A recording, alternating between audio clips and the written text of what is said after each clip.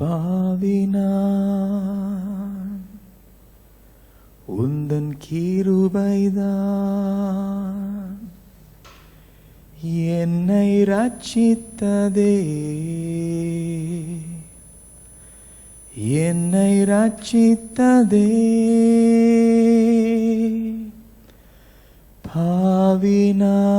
பாவினான் உந்தன் கிருபைதான்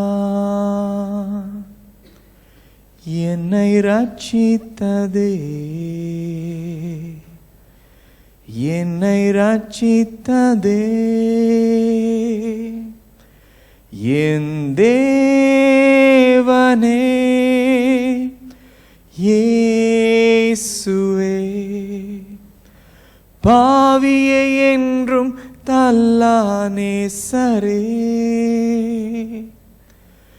என் தேவனே இயேசுவே, பாவியை என்றும் தள்ளா நேசரே.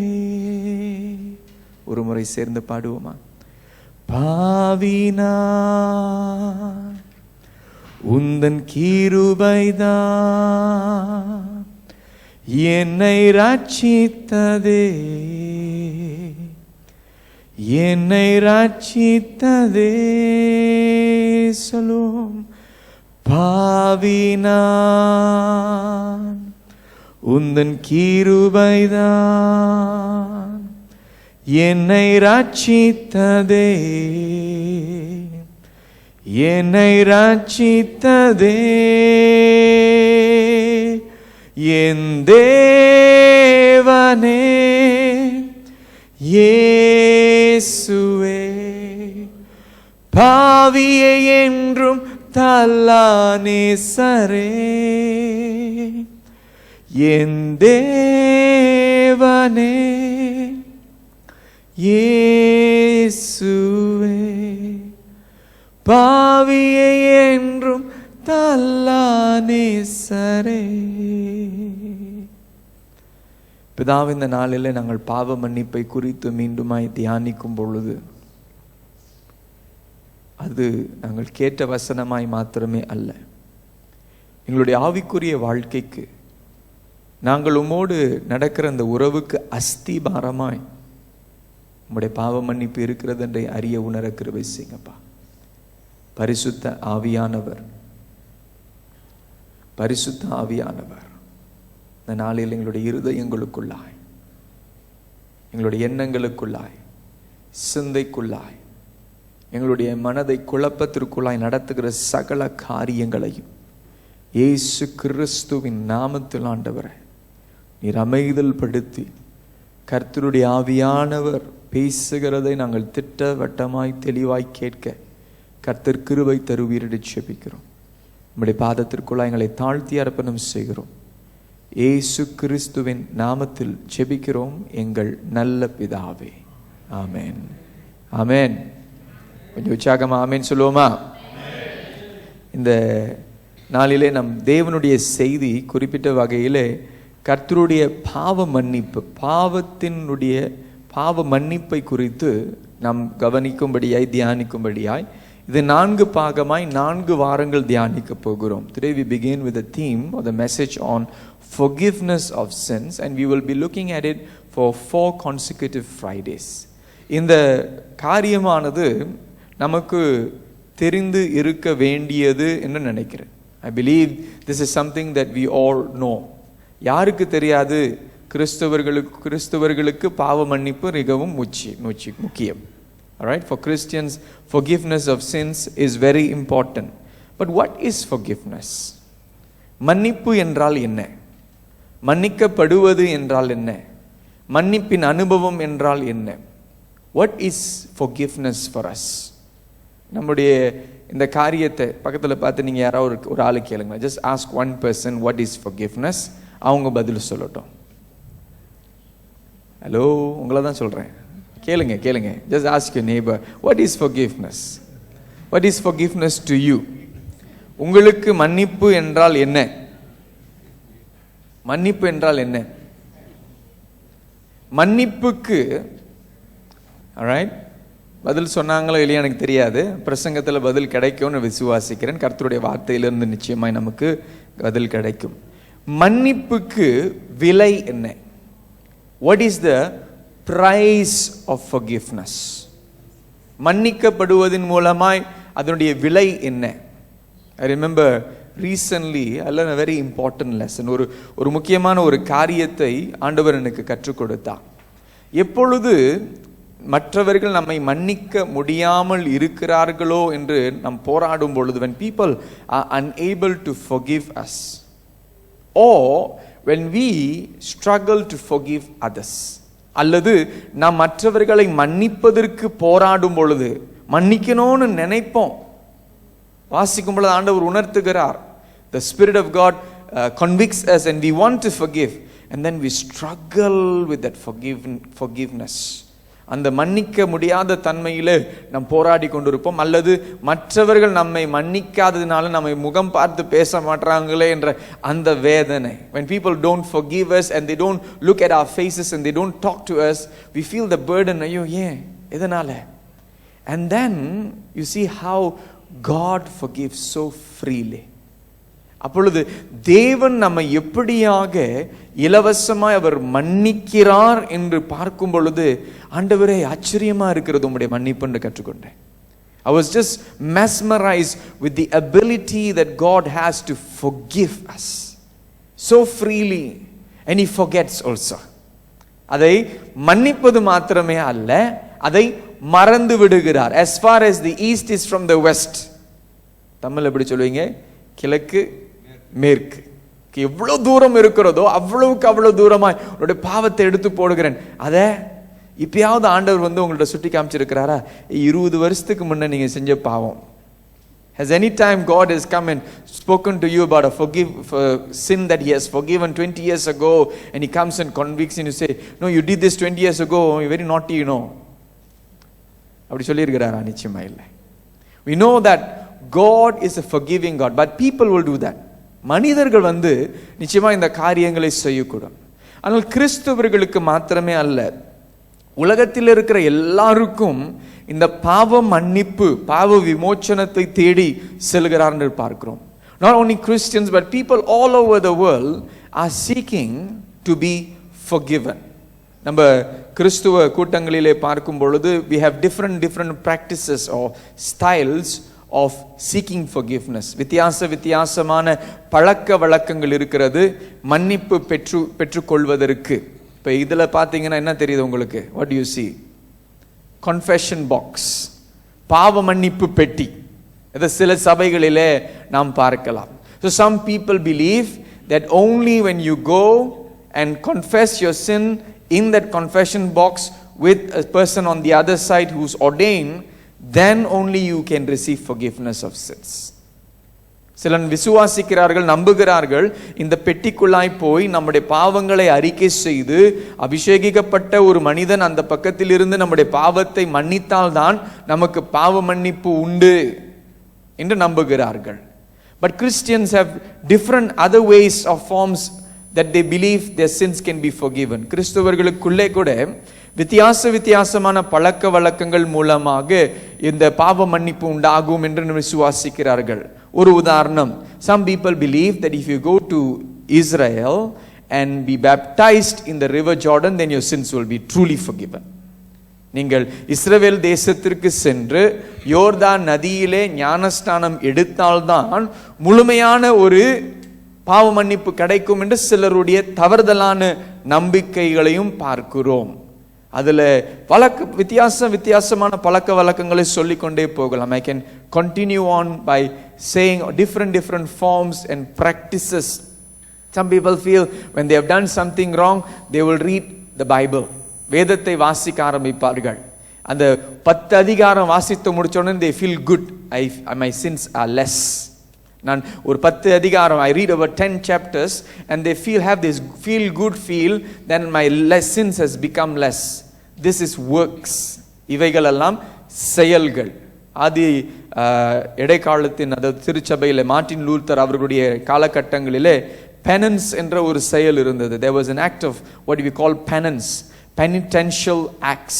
அதாவது பாவங்களை அறிக்கை செய்வது மாத்திரமே அல்ல, அவர்கள் பாவம் அறிக்கை செய்த பிறகு சில காரியங்கள் அவர்கள் செய்வார்கள். They will do certain Christian acts, or at what it was known as Christian at that point of time. முழங்கால் படியிடுவார்கள் மணலிலே. They will kneel on sand for hours.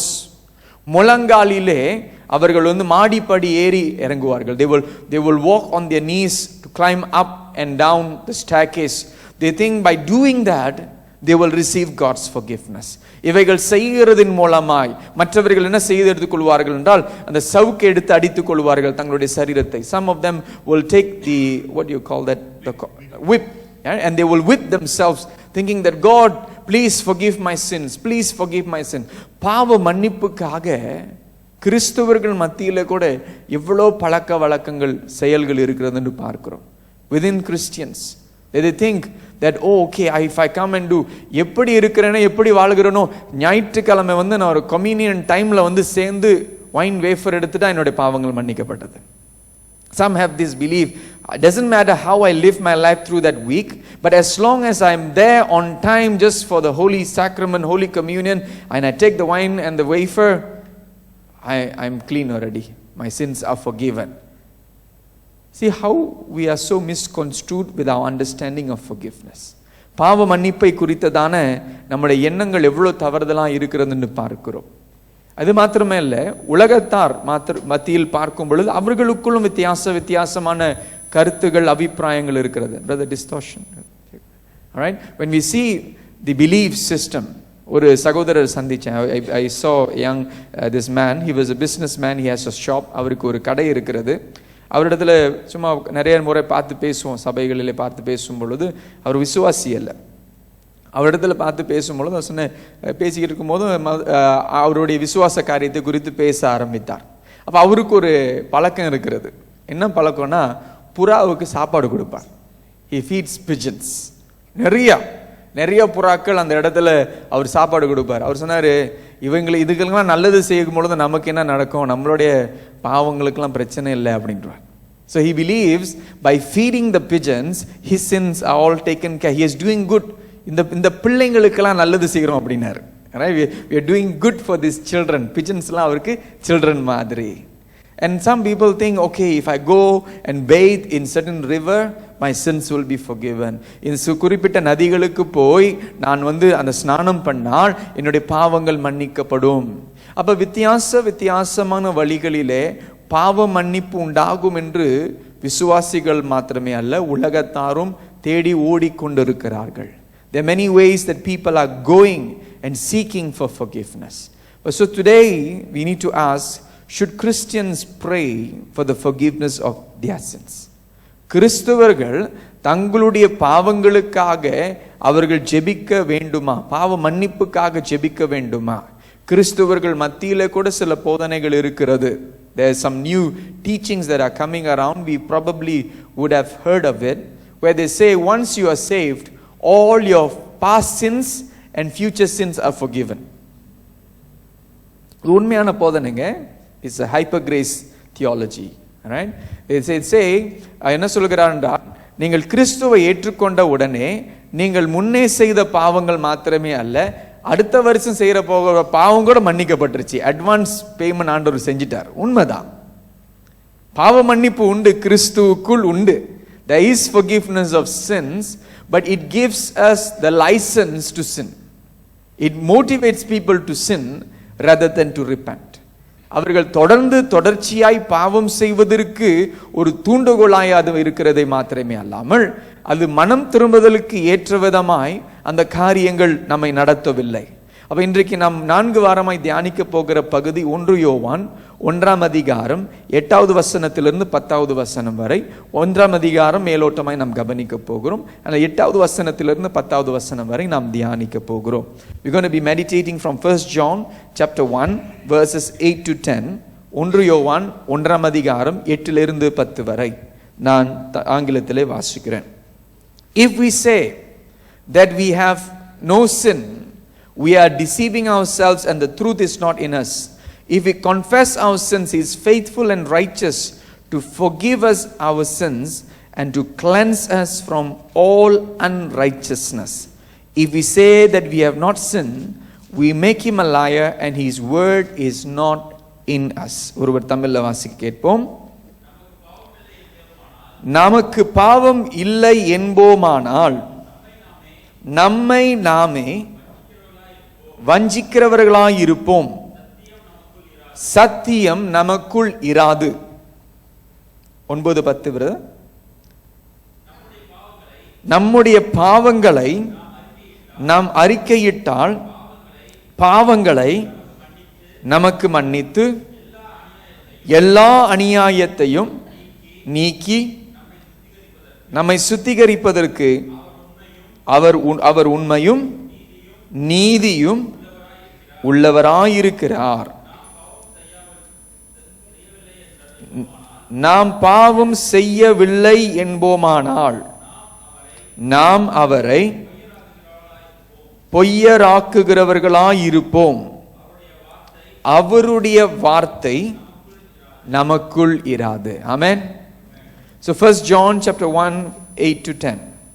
அப்ப 1 யோவான் இன்றைக்கு நாம் கவனிக்க போகிறது 8வது வசனம் மாத்திரம். We're just going to be looking at verse 8 alone. Verse 8 says, if we say that we have no sin, we are deceiving ourselves and the truth is not in us. 8வது வசனம், நமக்கு பாவம் இல்லை என்போமானால் நம்மை நாம் வஞ்சிக்கிறவர்களாயிருப்போம், சத்தியம் நமக்குள் இராது. அப்ப பாவம் இல்லை என்று சொல்லுகிற ஒரு வாழ்க்கை என்று சொல்லும் பொழுது நான் பாவி இல்லை என்று சொல்லுகிற வாழ்க்கை. When someone says I have no sin, he is basically saying, he or she is saying, I'm not a sinner. நான் பாவி இல்லை. யாராவது அப்படி இருக்கிறீங்களா? யாராவது அப்படி இருக்கிறோமா? Any one of us like that? I am not a sinner. No? I am not a sinner like her. அவங்க மாதிரி நான் பாவி இல்லை, அவங்களோட கொஞ்சம் better, we are a little bit better. How do we see ourselves before God? தேவனுக்கு முன்பாக நம்மை நாம் யாராக பார்க்கிறோம்? அவருக்கு முன்பாக நிற்கும் பொழுது நாம் யாராக அவருக்கு முன்பாக தெரிகிறோம்? ஏசாயா தேவனை தரிசிக்கிறான். ஏசாயா 6ஆம் அதிகாரத்தில் Isaiah has a vision of God in Isaiah chapter 6. He sees God as holy, holy, holy. But the next moment he realizes, Lord, I am sinful. அவன் தரிசிக்கும் பொழுது தேவன் பரிசுத்தர் பரிசுத்தர் பரிசுத்தர் என்று தரிசிக்கிறது மாத்திரமே அல்ல, ஆண்டவரே நான் பாவி என்ற அந்த உணர்வு அவனுக்குள் வருகிறதை என்று பார்க்கிறோம். ஆனால் இங்கே ஒரு கேள்வி, நான் பாவியா? நான் பாவி இல்லை. நான் பாவம் செய்யவில்லை என்போமானால், இந்த சின்ன பிள்ளைகள் வாசிக்கிற ஒரு கதை புத்தகம் வாசிச்சிருப்பீங்க, பினோக்கியோ. யாராவது வாசிச்சிருக்கீங்களா? அடா சிக்கிட்டா. பினோக்கியோ கதையில் ஒரு காரியம் நடக்கும். என்ன நடக்கும்னா, அவர் பொய் சொல்லும் பொழுதெல்லாம் அவர் மூக்கு வளரும். ரைட்? கரெக்டா? ரைட்? Same story. வெரிடா? Same story. ஓகே, அதே கதை புத்தகத்தை நம்மளும் வாசிச்சிருக்கிறோம். அவர் பொய் சொல்லும் பொழுதெல்லாம் அவன் மூக்கு கொஞ்சம் வளரும். Whenever he lies, his nose will grow and it will grow and grow and grow. ஒருவேளை ஆண்டவர் அப்படி நமக்கு செஞ்சிருந்தார்னா, if God probably wanted to make us test us like that, மூக்கெல்லாம் ட்ரிம் பண்ண முடியாது, முடியெல்லாம் ட்ரிம் பண்ணலாம். If it is hair, we can probably trim it, but you cannot trim your nose. அப்ப பாவம் செய்ய செய்ய அது வெளிரங்கமாய் தெரிகிற அந்த காரியம் இல்லாததுனால நமக்கு உள்ளான அந்த உணர்வை ஆண்டவர் கொடுத்திருக்கிறார். Because it is not visible on the outside, but God has given us the inside conscience, மனசாட்சி, அவரை உணர்கிற அந்த உணர்வு தேவன் நமக்கு கொடுத்திருக்கிறார். அப்ப நாம் பாவி இல்லை என்போமானால் வேதம் சொல்லுகிறது நாம் ஒரு ஏமாற்ற வாழ்க்கை வாழ்ந்து கொண்டிருக்கிறோம். We are living a lie. இது விசுவாசிகளுக்குள்ளே நாம் பார்க்கக்கூடியும் விசுவாசி அல்லாதவர்களுக்குள்ளேயும் பார்க்க முடியும். நான் எல்லாருக்கும் நல்லது தானே செய்கிறேன். என்ன சொல்றாங்க? நான் எல்லாருக்கும் நல்லதான், யாருக்கும் கெடுதல் செஞ்சதே இல்லை அப்படின்னு சொல்லிடுவோம். Some people will make statements, very sweeping statements, say, I've lived a very good life. I have not done anything bad or evil against anyone.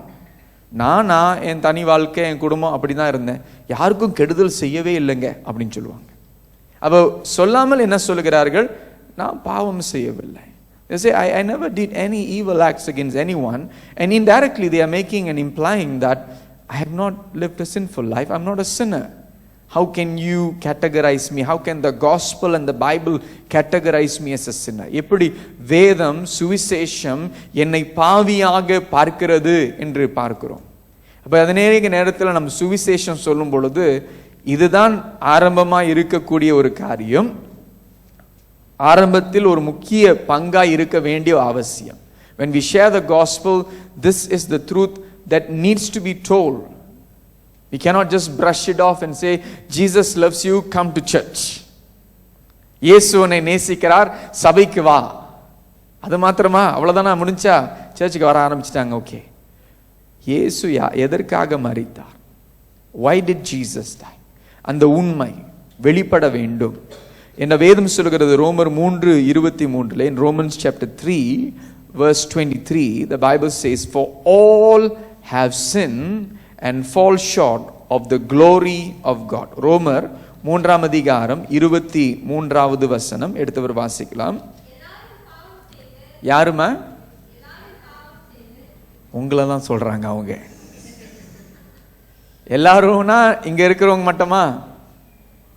வெளியே உலகத்தில் வாழ்கிற எல்லாரும் பாவம் செய்து, all means all, everyone, எல்லோரும் பாவம் செய்து, வாசிங்கமே, தேவ மகிமை அற்றவர்களாகி என்று வேதம் சொல்கிறது. For all have sinned and fallen short. We have fallen short of the glory of God. It means God had a standard, we have fallen short of that standard. தேவனுக்கென்று ஒரு தரம் இருந்தது, அந்த தரத்திற்கு கீழே நாம் விழுந்தவர்களாக காணப்படுகிறோம். 3 விதமான பாவங்கள் என்று சொல்லக்கூடும். We can speak and categorize sin into 3 categories.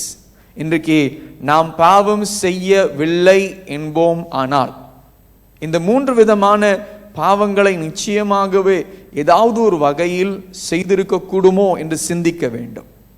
All right, it is important. If you think, we think that I have not sinned, I have no sin in me, these 3 categorizations will help us to evaluate and ask ourselves, do I sin in such manners and such way? Sin in categories, 3 types: sin of commission, sin of omission, and sin of ignorance. 3 விதமான பாவங்கள். முதலாவது அறிந்து செய்கிற பாவம், அடுத்ததாவது நாம் நன்மை செய்யாமல் இருப்பதே அது பாவம், மூன்றாவது அறியாமையிலே செய்கிற பாவம். sin of commission, sin of omission and sin of ignorance. நாம் உணர்ந்து செய்கிற பாவம், அதோடைய விளக்கம் கொடுப்பேன். அடுத்தபடியாக நமக்கு நன்மை செய்வதற்கு வாய்ப்பு கிடைத்து அது செய்யாமல் இருக்கும் பொழுது அது பாவம். மூன்றாவது அறியாமல் செய்த பாவம். செய்திருக்கிறோமா? எஸ். அடாலா சிக்கிட்லா போன வாரம் செஞ்சேன், இந்த வாரம் today I bit good because I coming for Friday service. I discipline, யார்கிட்டையும் எந்த பொய்யும் சொல்லலை, யார் மேலும் கோவப்படலை, கோவத்தை வெளிப்படையாக காண்பிக்கல, ஆனால் உள்ளத்தில் ஏதாவது இருந்திருக்கும். We may not have expressed our anger, but something that is in our heart. So what is this sin? Let me start from below.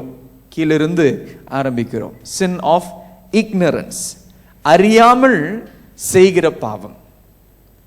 What is the sin of ignorance? We read in Acts chapter 3 verse 17. In Peter's preaching, all right? பேதுரு பிரசங்கிக்கும் பொழுது he says, now brothers, I know that through ignorance you did it, as did also your rulers. வாசியுங்கள். சகோதரரே, நீங்களும் உங்கள் அதிகாரிகளும் என்ன செய்தார்கள்? என்ன செயலை செய்தார்கள்? வாசிங்க அந்த பகுதியை கவனிங்க. what act did they do? நீங்க வாசிங்க அந்த பகுதி சொல்லுங்க. what have they done? இயேசுவை கொலை செய்தார்கள். They have murdered, killed Jesus, crucified Jesus. And now Peter is preaching and says, you did it out of ignorance.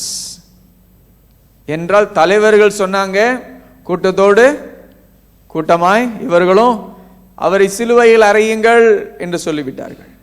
They were sinning together, or the rulers were inspiring and leading the commotion and ensuring that Jesus was crucified. And these were the people who were around there and saying, crucify him, or just bystanders. But then Peter says, you did this out of ignorance. அறியாமையிலே நீங்கள் செய்தீர்கள் என்று சொல்லுகிறார்.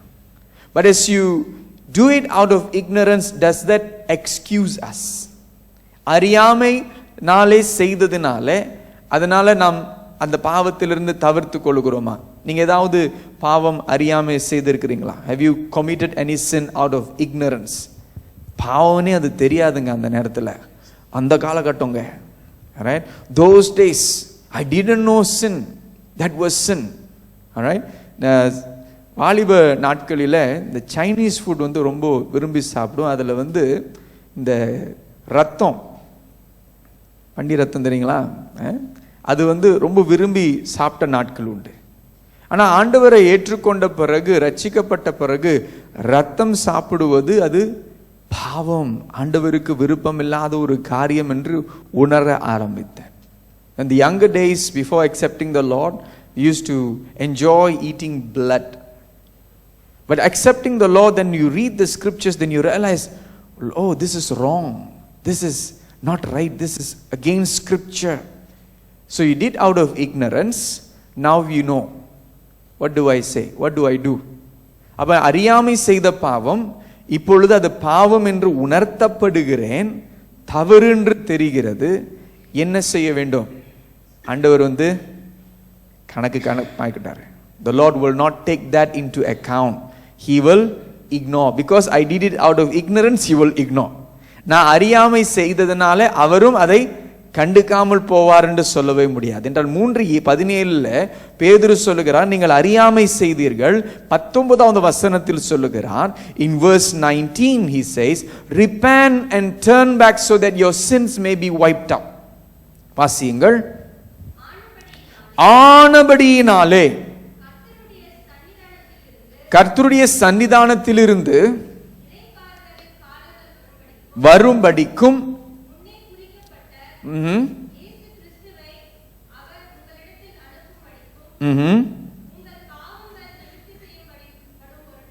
உங்கள் பாவங்கள் நிவர்த்தி செய்யப்படும் பொருட்டு நீங்கள் மனம் திரும்பி குணப்படுங்கள். Just because we did it out of ignorance, just because we didn't know it was sin at that point of time, does not excuse us. When the truth of the word of God shines, you know that's wrong, confess. கர்த்தருடைய வெளிச்சத்தின் வார்த்தை நம்முடைய வாழ்க்கைக்குள்ளாய் வரும் பொழுது, ஆண்டவர் உணர்த்தும் பொழுது, இது தவறு, இது பாவம் என்று உணர்த்தப்படும் பொழுது நாம் என்ன செய்யணும்? ஆண்டவரிடத்தில் அறிக்கை செய்யணும். ரப்பர் திருடினதுக்கெல்லாம் அறிக்கை செஞ்சிருக்கிறேங்க. had to confess sin for stealing rubber. and ஒரு சின்ன பாவம் தானே, 10 cents கூட வந்திருக்காது அந்த காலத்தில், நாட் ஈவன் 10 cents. சிலர் வந்து ஆண்டவர்கிட்ட கொஞ்சம் நெகோஷியேட் பண்ண, ஆண்டவரே நான் திருடல, அவங்க வச்சுட்டு போனாங்க, நான் எடுத்துக்கிட்டேன், அவ்வளோதான். I tried negotiating with God. I said, Lord, I didn't steal it. They left it under the table. I just took it. நாங்கள் ஸ்கூல் முடிஞ்சு என்ன செய்வோம்னா, ஃப்ரெண்ட்ஸ்லாம் கிளாஸாக போய் பிளாஸ்டிக் பையில் பென்சிலு, இரேசரு, ரூலரு, நான் வந்து கொஞ்சம் தான் அவங்களோட சொல்லியிருக்கிறேன்.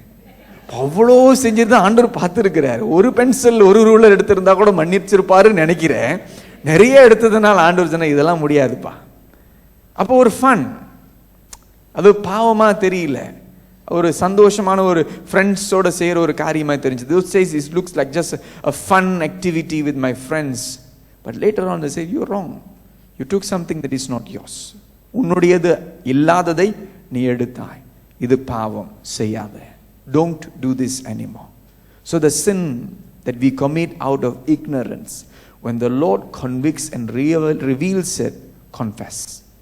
உடனடியாக அவரிடத்தில் அறிக்கை செய்வது மிகவும் முக்கியம். அடுத்தபடியாக நாம் பார்ப்பது, நாம் செய்யாமல் இருக்கிற காரியங்கள் அதுவே பாவம். செய்யக்கூடிய வாய்ப்புகள் ஆண்டவர் கொடுக்கிறார். The Lord gives us opportunity to do it.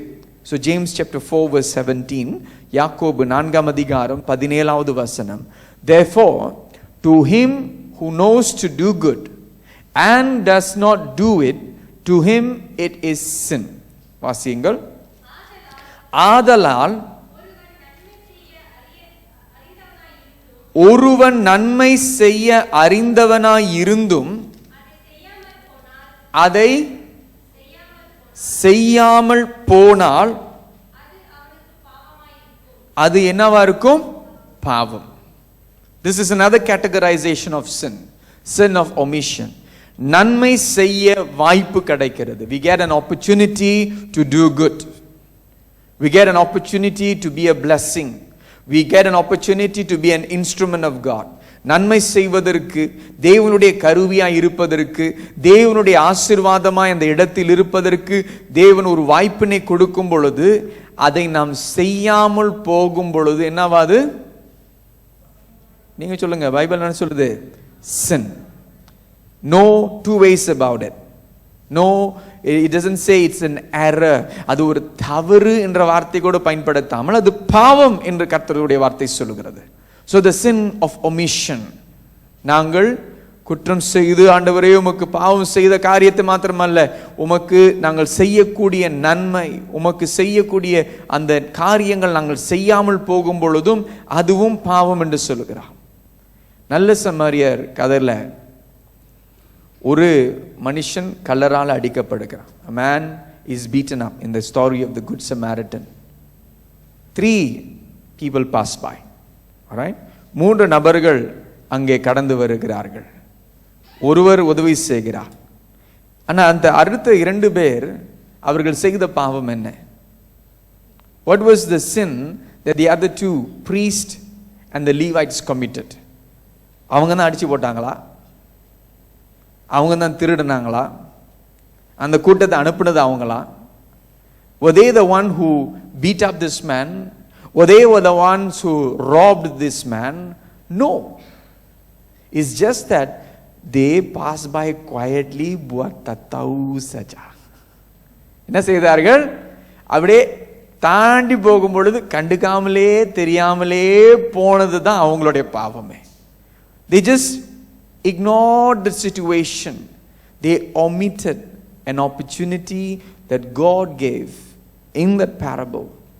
But how many times we do that? Where God gives us the intuition, that revelation, that push, do this. இதை செய் என்று ஆண்டவர் சொல்லும் பொழுது அதை நாம் செய்யாமல் இருக்கும் பொழுது, அந்த வாய்ப்பை கர்த்தர் நம்முடைய கண்களுக்கு முன்பாக காண்பிக்கும் பொழுது அதை செய்யாமல் இருக்கும் பொழுது, அது தீமை இல்லாமல் இருக்கலாம், செய்யறனோ செய்யலையோ யாராவது செய்வாங்க, ஆனால் ஆண்டவர் அந்த வாய்ப்பு நமக்கு கொடுத்திருக்கிறார். God has given us that opportunity. ஆண்டவரே, நான் சிறைச்சாலையிலே இருந்தேன், நான் மருத்துவமனையிலே இருந்தேன், பசியாய் இருந்தேன், I was hungry, I was thirsty, I was in prison, I was sick, you visited me. Remember the story that Jesus has in Matthew 25. மத்திய 25ஆம் அதிகாரத்தில் தான் சொல்லுகிறார். But what was the sin of those people? They didn't do. அவர்கள் என்ன செய்யல? கிடைத்த வாய்ப்பை, எப்போ ஆண்டவரே நீங்க சீக்கா இருந்தீங்க, எப்போ ஆண்டவரே பசியா இருந்தீங்க, எப்போ தாகமா இருந்தீங்க, எப்போ சிறைச்சாலையில இருந்தீங்க. So the sin of omission is something that we also need to be very careful. இன்றைக்கு யோசித்து பாருங்க, இந்த வாரம் முழுவதும் நம்முடைய வாழ்க்கையில ஆண்டவர் காண்பித்த வாய்ப்புகள் எத்தனையோ. How many opportunities that God has given, when we know that the good that we can do and we don't do it, it is sin. நன்மை செய்யக்கூடிய அந்த வாய்ப்பு கிடைத்தும் அதை செய்யாமல் இருக்கும் பொழுது அது பாவம் என்று சொல்கிறது. அது 2வது வகையான பாவம். 3வது வகையான பாவம், sin of commission. That means we commit the sin. அந்த பாவத்தை செய்கிறோம். அந்த பாவம் தவறு என்று அறிந்தும் உணர்ந்தும் செய்கிறோம். We know that it is sin, we know that it is wrong, we know the 10 commandments and more. நமக்கு 10 கட்டளைகளுக்கு மாத்திரமே அல்ல, 10 கட்டளைகளுக்கும் மேலே அதிகமாய் தெரியும். ஆனால் முக்கியமான ஒரு கேள்வி என்னவென்றால், அதை செய்கிறோமா? ஆனால் இந்த பாவம் எங்கே ஆரம்பித்தது? ஏதேன் தோட்டத்திலே ஆரம்பித்து விட்டது. This form of sin began in the Garden of Eden itself, in Genesis chapter 2, verses 16 and 17. And the Lord God commanded the man, you are free to eat from any tree in the garden, but you must not eat from the tree of the knowledge of good and evil, for when you eat of it, you will surely die. வாசியுங்கள். தேவனாகிய கர்த்தர் மனுஷனை நோக்கி, நீ தோட்டத்தில் உள்ள சகல விருட்சத்தின் கனியையும் புசிக்கவே புசிக்கலாம், ஆனாலும் நன்மை தீமை அறியத்தக்க விருட்சத்தின் கனியை புசிக்க வேண்டாம், அதை புசிக்கும் நாளில் நீ சாகவே சாவாய் என்று கட்டளையிட்டார். He gave a command that not to eat. We all know this story, but we also know what they did. What the Lord said and what they did were exact opposites. தேவன் சொன்ன காரியமும் இவர்கள் செய்த காரியமும் எதிர்ப்புறமான காரியமாய் இருந்தது. This is sin of commission. அறிந்து செய்கிறோம், இது தவறு என்று செய்கிறோம். பொய் சொல்லக்கூடாது என்று தெரியும், விபச்சாரம் செய்யக்கூடாது என்று தெரியும், களவு செய்யக்கூடாது என்று தெரியும். We know that we are not to lie, not to commit adultery, not to covet, but we do that.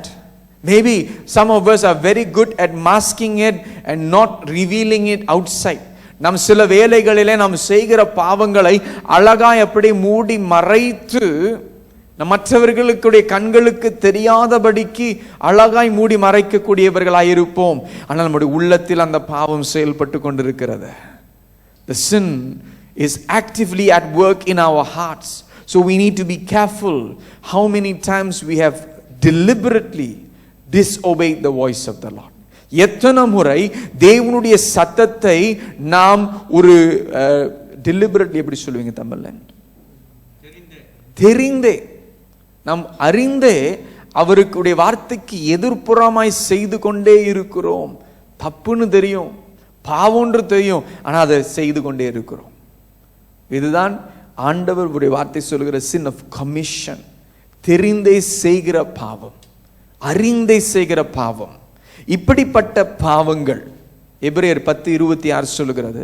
In Hebrews 10:26 says, if we continue to sin like this, for if we sin willfully, after that we have received the knowledge of the truth, there remain no more sacrifice for sins. வாசியுங்கள். சத்தியத்தை அறியும் அறிவை அடைந்த பின்பு நாம் மனப்பூர்வமாய்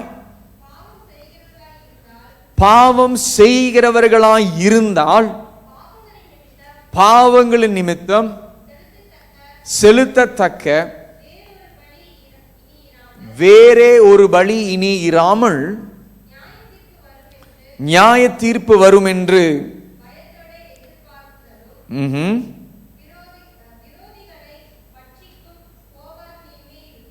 Amen.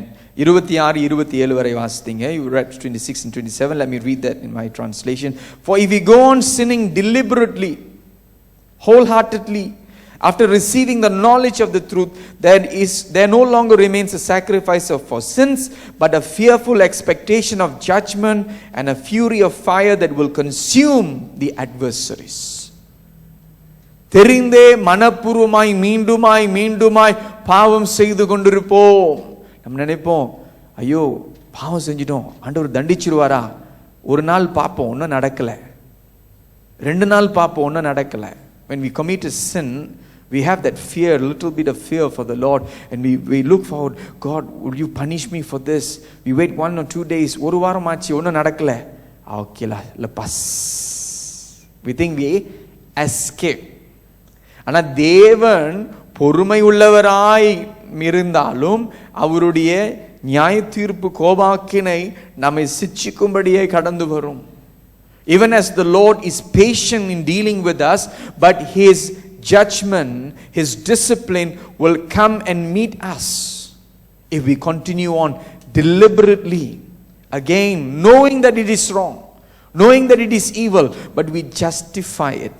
அதை நாம் சரிபடுத்திக் கொள்கிறோம். வேற வழி இல்லைங்க, இப்படிதான், you must do this, if not cannot. We justify and justify and justify and make what is evil right. எது தவறு என்று தெரிகிறதோ அந்த தவறான காரியத்தை நாம் சரிபடுத்தி அது உண்மை என்று நாம் உறுதிப்படுத்திக் கொள்கிறோம். இப்படிப்பட்ட ஒரு வாழ்க்கை, இந்த 3 விதமான பாவம், அறியாமை செய்கிற பாவம், a sin of ignorance. இரண்டாவது விதமான பாவம், the sin of omission, நன்மை செய்யக்கூடிய வாய்ப்பு கிடைத்தும் செய்யாமல் இருக்கும் பொழுது. மூன்றாவது விதமான பாவம் துணிகரமாய் நாம் செய்கிற பாவம், அறிந்தே செய்கிற பாவம், a sin of commission, knowing and deliberately continuing on with that. And if we continue and we say we have no sin, இப்படியே நாம் வாழ்ந்து கொண்டிருந்து நம்ம இடத்துல பாவம் இல்லை என்போமானால் வேதம் சொல்லுகிறது நாமே நம்மை வஞ்சிக்கிறவர்களாயிருப்போம், சத்தியம் நமக்குள் இராது. If we continue to say that we have no sin, we are deceiving ourselves and the truth is not in us. It says those who are slow to confess their errors are busy constructing lies to conceal them. பாவங்களை அறிக்கை செய்யாமல் இருக்கிறவர்கள் அந்த பாவத்தை மறைப்பதற்கு செயல்பட்டு கொண்டே இருக்கிறார்கள். ஒரு பொய்யை சொல்லி அந்த பொய்யை மறைக்கிறதுக்கு இன்னொரு பொய். Alright? We speak a lie, and to cover up for that lie we have to say another lie. ஒரு குற்றத்தை செய்து விடுவோம், அந்த குற்றத்தை மறைப்பதற்கு இன்னொரு குற்றம். தாவீதுடைய வாழ்க்கையில பார்க்கிறோம். We said that, see that example in the life of King David. ஒரு குற்றம், இச்சையாய் பார்த்தார். He looked with lust. We think the adultery is the sin. நம்ம நினைக்கிறோம் விபச்சாரம் செய்துதான் அந்த பாவம் அங்கதான் ஆரம்பிச்சிச்சு. இல்ல, அவர் போருக்கு போக வேண்டியவர், போருக்கு போகாம சும்மா சோம்பேறியா இருந்தது ஒரு பாவம். He as a king was to be at war, but without going to war he was lazing around and resting in his palace. Second, he goes on to commit adultery in his heart as he looked at lust with Bathsheba. பத்ஷிபாவை இச்சையோடு அவர் பார்த்த பிறகு அது அவருடைய இதயத்தில் அவர் விபச்சாரம் செய்ய ஆரம்பித்தார். அது மாத்திரமே அல்ல, அவருடைய அதிகாரத்தை தவறுதலாய் பயன்படுத்தி he used his authority and to take this woman for himself. இந்த ஸ்திரீயை, இன்னொருவருடைய மனைவியை, அவர் கீழே வேலை செய்கிற ஒரு மனுஷனுடைய மனைவியை தனக்கு என்று அவன் சேர்த்து கொண்டான். அவள் அந்த பாவம் செய்த பிறகு அந்த பாவத்தை மறைப்பதற்கு அதிகமாய் செயல்பட ஆரம்பிக்கிறான். When he has committed the sin, he tries to cover up. He brings Uriah back and eventually he makes plans and devises plans to kill this faithful soldier. உண்மையான உத்தமமான இந்த போர் வீரனை கொலை செய்வதற்கு இவர் மாத்திரமே அல்ல, மற்றவர்களையும் பயன்படுத்தி அவருடைய அதிகாரத்தை தவறுதலாய் பயன்படுத்தினார். He used other people, the Joab and the leaders of the commanders of the army to murder. ஆனா உரியா மற்றும் சாகல, மற்றவர்களும் அவனோடு செத்தார்கள். Just the plan to kill Uriah, but through that plan others were killed just to kill off this man. Why? ஒரு பாவத்தை மறைக்கிறதுக்கு. One after another after another after another after another, and he thought everything settled, எல்லாமே okay. Then the Lord sends the prophet Nathan. Nathan தீர்க்கதரிசி ஆண்டவர் அனுப்பி பேசுகிறார். அவன் உணர்கிறான், மனம் திரும்புகிறான். இன்றைக்கு பாவத்தை மறைக்கிறவன் வாழ்வடைய மாட்டான், அதை அறிக்கை செய்து விட்டு விடுகிறவனோ இரக்கம் பெறுவான். He who covers his sins will not prosper, but he who confesses and leaves them will receive mercy. So if we continue to conceal, cover up, thinking அது எப்பயோ நடந்த விஷயம் எல்லாம் இப்ப பேச தேவையில்லை. ஆவியானவர் உணர்த்தும் பொழுது அந்த காரியத்தை நாம் செய்ய வேண்டும். This happened so long ago. Why should I even bother about it? But if the Lord convicts that you have not settled this issue, you are not right with me in this area, இந்த குறிப்பிட்ட காரியத்தில் இன்னும் சரிபடுத்தப்படவில்லை என்று ஆவியானவர் உணர்த்தும் பொழுது அதை ஆண்டவரே நான் ஏற்றுக்கொள்கிறேன். Don't argue with God. தேவனோடு நாம் வாக்குவாதம் பண்ணாமல், ஆண்டவரே நீங்க சொன்னா சரியா தான் இருக்கும், என்னுடைய பாவத்தை நான் அறிக்கை செய்கிறேன். பாவத்தை சில நேரத்தில் அறிக்கை செய்யும் பொழுது வருகிற வாரத்தில் பார்த்துவோம், பொதுவான பாவ அறிக்கை செய்து விடுவோம். ஜெனரல் கன்ஃபெஷன், அது சர்வீஸ்ல சொல்லி முடிச்சிடறோம். பாவம் செய்யும் பொழுது எப்படி செய்கிறோம்? பொதுவா செய்கிறோமா, தனித்தனியா செய்கிறோமா? When we commit sin, do we commit general sins or do we commit it individually? அப்ப ஆண்டவர் உணர்த்துகிற வண்ணமாய் நம்முடைய பாவங்களை நாம் அறிக்கை செய்ய வேண்டும். So it is important to confess. So today we need to ask, are you deceiving yourself? நான் நல்லவன், எனக்கு சில இடத்துல அங்கி போட்டோன்னே அந்த ஹோலி ஃபீலிங் வரும் பாருங்க. ஹோயோ, when you wear the robes, I feel that very holy feeling. People look at me, praise the Lord, hallelujah. ஆனா உள்ளுக்குள்ள ஆண்டவருக்கு தான் தெரியும் என்ன உண்மைன்னு. Only the Lord knows what is going on inside. The reality of the condition of my heart. How evil it can be. எவ்வளவு மோசமான ஒரு இருதயமா இது இருக்கக்கூடும் என்று ஆண்டவருக்கு தான் தெரியும். அங்கேயே போட்டு நான் மறைச்சு வைக்கவே முடியாது. I cannot cover it up with the ropes, the cassock. The Lord sees what is inside. But if we continue to say, Lord, I have no sin, I'm not as bad as the other person, we are making, the Bible says, God a liar. In verse 10, 1 யோவான் 1ஆம் அதிகாரம் 10வது வசனத்தை வாசிக்கும் பொழுது, நம்மிடத்துல நம் பாவம் இல்லை, நம் பாவி இல்லை என்று தொடர்ந்து சொல்லிக்கொண்டே இருப்போம் என்றால், we are going against God. Not only going against God, we are making a statement by saying, God, you are a liar, I am a holy person. ஆண்டவரே, நீர்தான் பொய்யர், நான் தான் உண்மையுள்ள ஒரு பரிசுத்தவான், என்னிடத்தில் பாவம் இல்லை என்று சொல்கிறோம். வாசியுங்கள். If we say that we have not sinned, we make him a liar and his word is not in us. வாசியுங்கள்.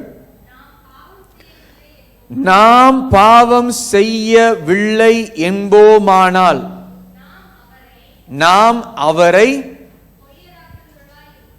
பொய்யர் ஆக்குகிறவர்களாய் இருப்போம், அவருடைய வார்த்தை நமக்குள் இராது.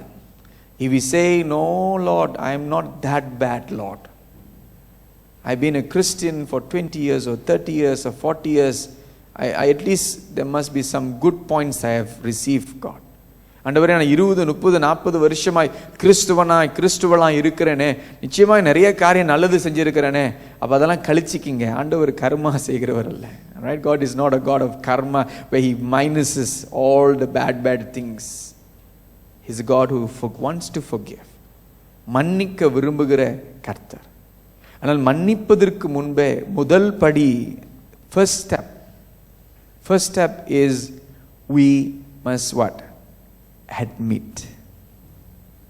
ஏற்றுக்கொள்ளணும். என்ன ஏற்றுக்கொள்ளணும்? ஆண்டவரே, நான் பாவம் செய்திருக்கிறேன் ஆண்டவரே. Lord, I have sinned, I sin, and these are the sins that is openly before you. Sometimes we admit, okay, I admit it, but he did it. We throw the blame on others. மற்றவர்கள் மேல் நாம் குற்றம் சாட்ட பெற்றோர்கள் நல்லா செய்வாங்க.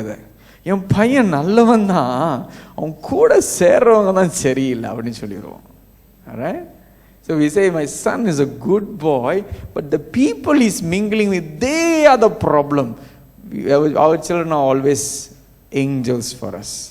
நம்முடைய பிள்ளைகள் எல்லாம் அவர்கள் தூதர்கள், தேவ தூதர்களை போல நம்முடைய கண்களுக்கு காணப்படும். ஆனால் அவர்களுடைய குற்றங்கள் மாத்திரம் நம்முடைய குற்றங்களை உணரணும், நம்முடைய பாவத்தை உணரணும். We must come to a realization, admit, humble ourselves. So Lord, I give up, I surrender, Lord.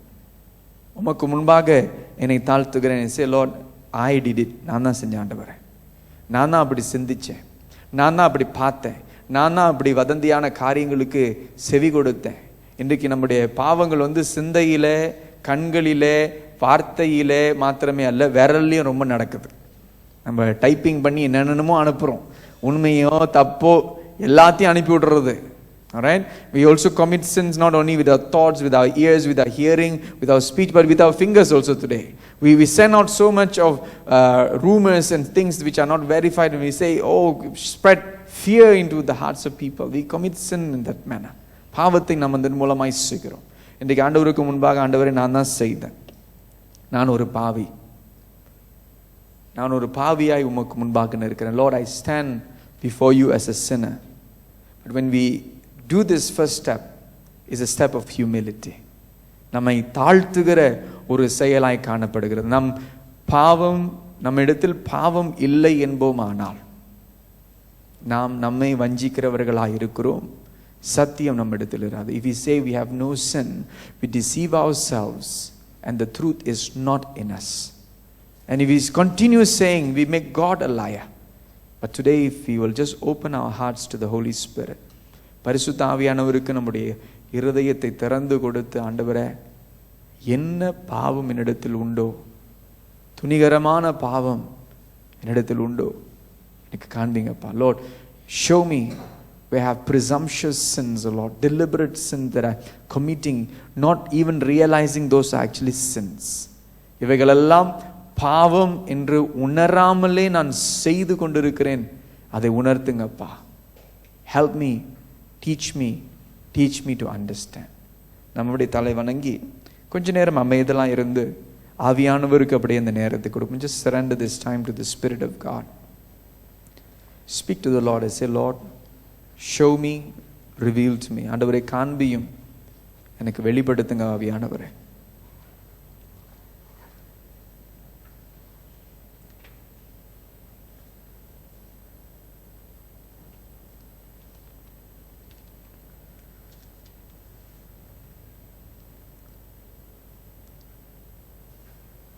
There is no sin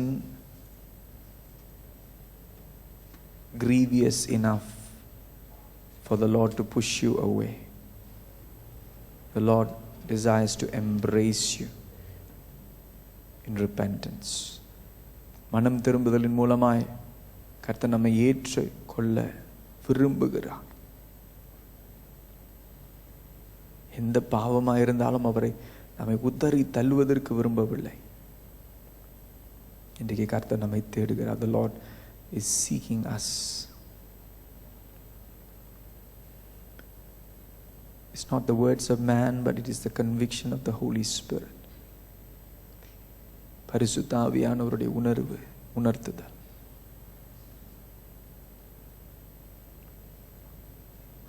சுருக்கு பராஷ்கதல் ரோனோசு கரியாந்தராபுஷ். திருமணத்திற்கு முன்பே செய்த பாவம் தானே, யாரு பாப்பா, யாருக்கு தெரியாது. ஆண்டவர் உணர்த்தும் பொழுது அதை அறிக்கை செய்வோம்.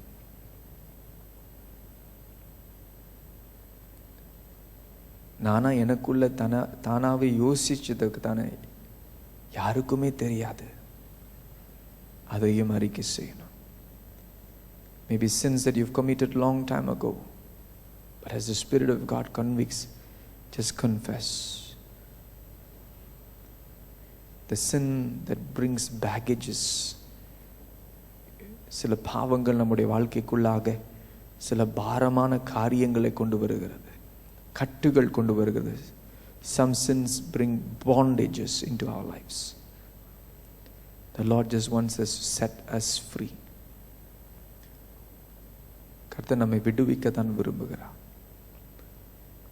Holy Spirit, Lord, I pray in the name of Jesus for a powerful work of conviction. Yes, Lord, a conviction of sins, deep repentance, Lord, in our church.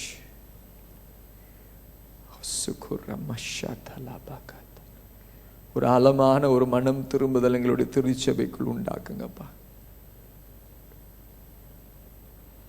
ஆழமான ஒரு மனம் திரும்புதல். எங்களுக்குள் உண்டாக்குங்கப்பா. ரகோதலு சமரப ஷிகதல கரகது சொந்த யோரோதுர மூசா புருனு ஷபரகதல கரியந்து. Father God, we thank you for this evening, Lord. We thank you for the way you work like a loving father who disciplines your children, who corrects your children. And today we stand humbling ourselves at your feet. Lord, we cannot hide it anymore. I cannot hide it anymore. I cannot carry the burden of this secret sin anymore. We surrender to you. இந்த மறைவான பாவத்தின் மூலமாய் வருகிற பாரத்தை இனிமேல் என்னால் சுமக்க முடியாத ஆண்டவரே, நான் உமக்கு முன்பாக அறிக்கை செய்கிறேன். பாவத்தை மறைக்கிறவன் வாழ்வடைய மாட்டான் என்று சொன்னீரேப்பா. அதை அறிக்கை செய்து விட்டு விடுகிறவனோ இரக்கம் பெறுவான். அந்த இரக்கத்திற்காக நாங்கள் வருகிறோம் ஐயா. அப்பா, உம்முடைய பிள்ளைகளுக்கு ஆண்டவரே பாவ அறிக்கையின் கிருபை தருவீர் என்று செபிக்கிறோம். பாவத்தின் உணர்வு மாத்திரமே அல்ல, அதிலிருந்து ஒரு விடுதலை நீர் கொடுக்க போகிறதற்காய் நன்றி செலுத்துகிறோம் ஆவியானவரே. இந்த நாளிலே ஒவ்வொருவரையும் இயேசுவின் நாமத்தினாலே, இயேசுவின் இரத்தத்தினாலே சுத்திகரிக்கும்படியாய் நாங்கள் செபிக்கிறோம். பரிசுத்தமாக்கும்படியாய் நாங்கள் செபிக்கிறோம். ஒரு விடுதலை ஆண்டவரே நீர் உணர்த்த கிருபை செய்வீர் என்று செபிக்கிறோம். அப்பா, மனம் இறங்குவீர் ஆண்டவரே, மனம் இறங்குவீர், நடத்துவீர் என்று செபிக்கிறோம். இந்த பாடலை மீண்டுமாய் ஒரு செப பாடலாய் நாம் அர்ப்பணம் செய்து ஒப்பு கொடுக்கிற ஒரு பாடலாய் நாம் பாடப்போகிறோம். As we sing the song in Tamil, it is a song that surrenders and acknowledges that I am a sinner, but the Lord is merciful. நாம் பாவி, ஆனால் ஆண்டவர் மனம் இறங்குகிறவர் என்று. பாவினா உந்தன் கிருபைதான்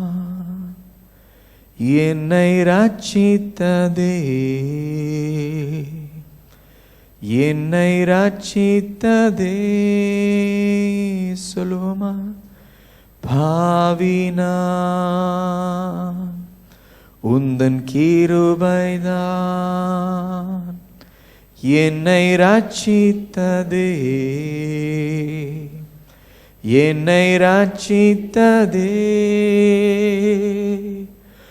என் தேவனே இயேசுவே, பாவியை என்றும் தள்ளா நேசரே. சொல்லுவோம். என் தேவனே இயேசுவே, பாவியை என்றும் தள்ளா நேசரே. எங்களை நாங்கள் தாழ்த்துகிறோம், உம்மை உயர்த்துகிறோம். நீர் பரிசுத்தர், பரிசுத்தர் என்று அறிக்கை செய்கிறோம். இந்த நாளில் வந்திருக்கிற பிள்ளைகளுடைய தேவைகளையும் கர்த்தர் சம்பூர்ணமாய் சந்தித்து உள்ளத்தில் தெய்வீக சமாதானம், பரிபூர்ண சமாதானம், உம்முடைய பாவ மன்னிப்பின் நிச்சயத்தையும் உறுதியையும் பெற்றுக்கொள்ள கிருபை செய்வீர் என்று செபிக்கிறோம். உம்முடைய பாதத்திற்குள்ளாய் தாழ்த்தி அர்ப்பணம் செய்கிறோம். பொறுபெடுத்து நடத்தும்படியாய் இயேசுவின் நாமத்தில் செபிக்கிறோம் நல்ல பிதாவே, ஆமென். இயேசு கற்பித்த ஜெபத்தை நாம் சேர்ந்து ஜெபிப்போம். We pray the Lord's prayer together. பரமண்டங்களில் இருக்கிற எங்கள் பிதாவே, உம்முடைய நாமம் பரிசுத்தப்படுவதாக, உம்முடைய ராஜ்யம் வருவதாக, உம்முடைய சித்தம் பரமண்டத்திலே செய்யப்படுகிறது போல பூமியிலும் செய்யப்படுவதாக. ஆண்டவருடைய அப்பத்தை எங்களுக்கு எடுத்தார், எங்களுக்கு விரோதமாய் குற்றம் செயலுக்கு நாங்கள் மன்னிக்கிறது போல எங்கள் குற்றங்களை எங்களுக்கு மன்னியும். எங்களை சோதனைக்குள் பிரவேசிக்க பண்ணாமல் தீமிரண்டு எங்கள் ரட்சித்துக் கொள்ளும். ராஜ்யம் வல்லமையும் மகிமையும் என்னுடைய விடுவிகளே, ஆமென். என் ஆத்மாவே கர்த்தரை ஸ்தோத்திரி, என் முழுவலமே பரிசுத்த நாமத்தை ஸ்தோத்திரி. என் ஆத்மாவே கர்த்தரை ஸ்தோத்திரி, கர்த்தர் செய்த சகல உபகாரங்களை மறவாதே.